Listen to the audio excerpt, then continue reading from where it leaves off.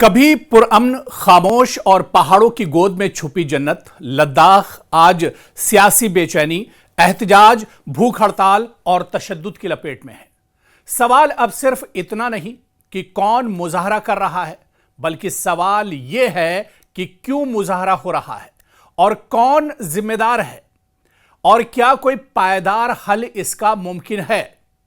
जो कुछ लद्दाख में हुआ, जिस तरह के हालात बने, पुरतशद्दुद मुजाहरे हुए, आगजनी हुई, पत्थरबाजी हुई और यहां पर लोगों की जान से खिलवाड़ हुआ। आखिर इसके लिए मुजरिम कौन है, इसके लिए जिम्मेदार कौन है, इसके लिए गुनाहगार कौन है, आज इसी को हम समझने की कोशिश करेंगे। साल 2019 में जम्मू कश्मीर की आईनी हैसियत यानी आर्टिकल 370 खत्म किए जाने के बाद लद्दाख को एक अलग यूनियन टेरिटरी बना दिया गया। लेकिन इस फैसले के बाद से लद्दाख के कई शहरी, तंजीमें और सियासी रहनुमा यह महसूस कर रहे हैं कि इनकी जमीन, रोजगार, सकाफत और शनाख्त खतरे में है। मरकजी हुकूमत ने इन्हें मुकम्मल खुद मुख्तारी नहीं दी।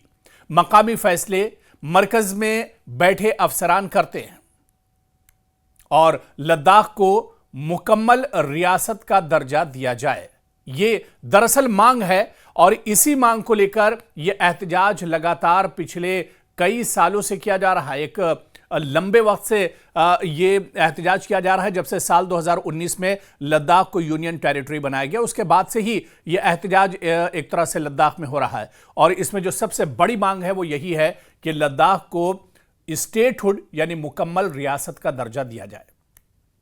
दूसरी सबसे बड़ी मांग जो है वो छठे शेड्यूल यानी 6th शेड्यूल के तहत आईनी तहफ़्फ़ुज़ लद्दाख के लोगों को फराहम किया जाए, जैसा कि आसाम, मेघालय, त्रिपुरा और मिजोरम को ये आईनी हुकूक दिए गए हैं।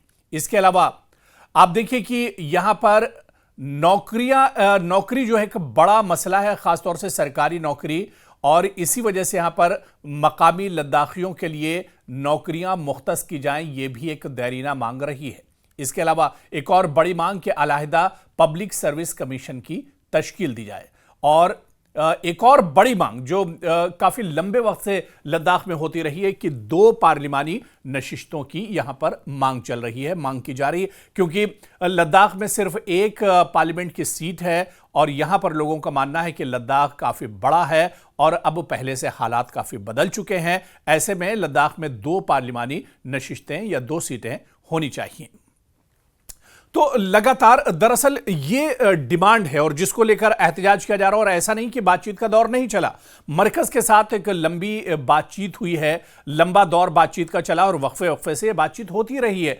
लेकिन आखिर ये मसला हल क्यों नहीं हुआ, यह हालात आखिर यहां तक कैसे पहुंच गए, इतने ज्यादा हालात किस तरह से खराब हो गए। और आप देखिए कि इस बीच जब लद्दाख में हालात इतने ज्यादा खराब हुए, 4 लोगों की हलाकत हो गई, कई लोग जख्मी हैं, बड़े पैमाने पर माली नुकसान एक तरह से हुआ है, आगजनी की गई, पत्थर बरसाए गए और पुलिस के लाठी और डंडे चले। और इस बीच आप देखिए कि इस पर सियासत भी हो रही है। इस पर बीजेपी सीधे सीधे सोनम वांगचुक को इसके लिए जिम्मेदार ठहरा रही है और दूसरी तरफ कांग्रेस को इसके लिए बीजेपी जिम्मेदार ठहरा रही है, जबकि कांग्रेस का यह कहना है कि मरकज की दरअसल नीयत सही नहीं है और मरकजी सरकार अगर यहां के लोगों की पहली मांग मान लेती तो शायद इस तरह के का जो आंदोलन है ये नहीं होता, या इस तरह का जो पुरतशद्दुद जो हालात हैं वो नहीं होते। दरअसल सोनम वांगचुक जो कि मशहूर समाजी कारकुन हैं, इंजीनियर हैं पेशे से और माहौलियाती तहफ़्फ़ुज़ में भी एक अहम किरदार अदा करते हैं, मुहाफिज हैं। लेह एपेक्स बॉडी में कई मजहबी, समाजी और तलबा तंजीमों का इत्तेहाद भी है। करगिल डेमोक्रेटिक अलायंस, करगिल की नुमाइंदा जमातें इसमें एक तरह से शामिल हैं। और ये दोनों जो फोर्सेस हैं 4 साल से वजारत दाखिला के साथ मुज़ाकरात कर रही हैं, मगर कोई ठोस नतीजा अभी तक सामने नहीं आया है। और इसी की वजह से आप देखिए कि सोनम वांगचुक पिछले 15 रोज से भूख हड़ताल पर बैठे थे। लेह मुकम्मल तौर पर बंद रहा।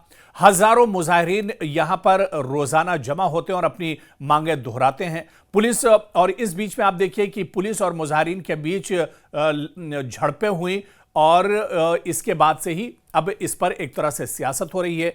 बीजेपी के मकामी दफ्तर को आग लगा दी गई, 4 अफराद इसमें हलाक हो गए और पुलिस की गाड़ियां भी जला दी गई।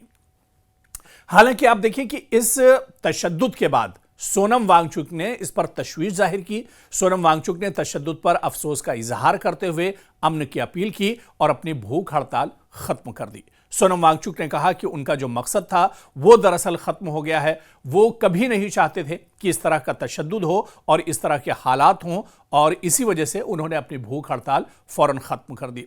जबकि दूसरी तरफ आप देखिए कि वजारत दाखिला का जो मौकफ है, दरअसल वजारत दाखिला ने सोनम वांगचुक पर इल्जाम लगाया कि वो लोगों को अरब बहार और नेपाल के नौजवान तहरीक जैसे हवालों से इश्तियाल दिला रहे हैं। उनके तमाम मुतालबात पहले ही आला इख्तियारी कमेटी यानी HPC में बहस का हिस्सा बन चुके हैं। वो भूख हड़ताल के बावजूद मुज़ाकरात से गुरेज कर रहे हैं और मजीद ये कहा कि 6 अक्टूबर को मुज़ाकरात की नई तारीख मुकर्रर कर दी गई थी, लेकिन उसके बावजूद ये भूख हड़ताल आखिर खत्म क्यों नहीं की गई। इस पर एपेक्स बॉडी ने जवाब भी दिया। लेह एपेक्स बॉडी का कहना है कि हुकूमत मशवरे के बगैर मुज़ाकरात की तारीख तय कर देती है। अब अवाम का सब्र लबरेज हो चुका है। अगर छठे शेड्यूल की मांग न मानी गई तो अवाम इलेक्शन का बाइकआउट भी करेंगे।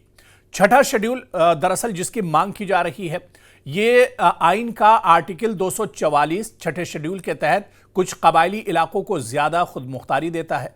खुद मुख्तार जिले कौंसिलें और ADC बनाई जाती हैं जो मकामी कवानीन, ज़मीन, रोज़गार, सकाफत और तालीम का इंतज़ाम खुद करती हैं। ये रियासती हुकूमत से ज़्यादा बाइख्तियार होती हैं बशर्ते कि गवर्नर की मंजूरी हो। तो कहीं ना कहीं जो लुबुलबाब है वो यही है कि एक दैरीना मांग थी। वो मांग काफ़ी लंबे वक्त से की जा रही थी, लेकिन ये मांग मानी नहीं गई और लोगों का जो सब्र था, सब्र का बांध एक तरह से टूटा और उसके बाद लद्दाख में इस तरह के हालात देखे गए। हालांकि अब इस पर एक तरह से बयानबाजी भी तेज हो गई है। बीजेपी, कांग्रेस, जम्मू कश्मीर की जो दूसरी पार्टियां हैं वो, और खुद इसके अलावा जो लद्दाख की एपेक्स बॉडी की बात करें या दूसरी जो तंजीमें हैं वो भी अब इसमें एक तरह से उतर आई हैं और बयानबाजी की जा रही है। इसको लेकर वार और पलटवार का दौर एक तरह से जारी है। हालांकि यहां की जो तलबा तंजीमें हैं उनका मानना है कि रोजगार एक बहुत बड़ा मसला है। हालिया सर्वे के मुताबिक 26% ग्रेजुएट्स लद्दाख में बेरोजगार हैं। कौमी सतह पर यह शरह सिर्फ 13.4% है। नौजवान तबका हुकूमत की नौकरियों में अदम शमूलियत से शदीद नाराज है और इसी वजह से ये एक तरह से जो गुस्सा फूटा है इसके पीछे एक बड़ी वजह बताई जाती है, क्योंकि इस तशद्दुद में और इस तरह के जो हालात बने, जो एहतजाज हुआ, उसमें नौजवानों की एक बड़ी तादाद है। दूसरी तरफ सियासत भी हो रही। जिस तरह से हमने कहा कि बीजेपी का दावा है कि रियासत का दर्जा देना अब गैर मंतकी है क्योंकि लद्दाख खुद यूनियन टेरिटरी बन चुका है। कांग्रेस और दीगर अपोजिशन जमातों ने बीजेपी पर वादा खिलाफी का इल्जाम लगाया है। सोनम वांगचुक ने कहा कि बीजेपी ने अपने मंशूर में छठे शेड्यूल का वादा किया था, अब वो अपने वादे से मुकर गई है। लेकिन सवाल ये उठता है कि अब आखिर आगे इसमें क्या कुछ हो सकता है। हंगामा काफी ज्यादा बढ़ चुका है, कई लोगों की जान चली गई है। आज भी करगिल बंद का ऐलान किया गया है। अगर हुकूमत और मुजाहिरीन के दरमियान मुज़ाकरात कामयाब न हुए तो एहतजाज मजीद वसी हो सकता है, इलेक्शन का बाइकआउट हो सकता है, बैनुल-अक़वामी तवज्जो इस पूरे हंगामे पर हासिल हो सकती है और अगर मुतालबात मान लिए जाते हैं तो इलाकाई अमन बहाल हो सकता है, बीजेपी को सियासी फायदा हो सकता है, लद्दाख में खुद मुख्तारी और नुमाइंदगी का नया मॉडल एक तरह से सामने आ सकता है। तो कुल मिलाकर यह कहा जा सकता है कि लद्दाख की यह तहरीक महज सियासी एहतजाज नहीं, ये एक आईनी, सकाफती और माशी बका की जद्दोजहद बन चुकी है। सवाल सिर्फ रियासत या यूनियन टेरिटरी का नहीं, बल्कि सवाल यह है कि क्या पहाड़ों में बसने वाले लोगों को उनकी शनाख्त, जमीन और मुस्तकबिल पर फैसला करने का हक हासिल है या नहीं। हुकूमत, एपेक्स बॉडी, नौजवान और पूरी कौम को चाहिए कि उस मसले को आईनी दायरे में बावकार तरीके से हल करें ताकि अमन, तरक्की और एहतराम का जो रास्ता है वह हमवार हो सके और जो पीसफुल माहौल के लिए लद्दाख जाना जाता है वहां का जो हालात हैं वो एक बार फिर से पटरी पर लौट कर आ सकें। तो ऐसे में सियासत नहीं, यानी दानिशमंदी और बातचीत के रास्ते पर आकर ही इस मसले को एक तरह से हल किया जा सकता है। ऐसे में सरकार को और लद्दाख के अवाम को बीच का रास्ता निकालना चाहिए और सरकार को भी लद्दाख के लोगों की जो डिमांड्स हैं उन पर गौर करना चाहिए, क्योंकि सरकार बातचीत तो करती है लेकिन बातचीत करने के बाद अपने वादे एक तरह से भूल जाती है। अब वक्त आ गया है कि लोगों का सब्र का पैमाना टूट चुका है। ऐसे में अब लद्दाख के लोगों की जो मांगे हैं उस पर पूरी तनदेही के साथ और संजीदगी के साथ सरकार को सोचना होगा।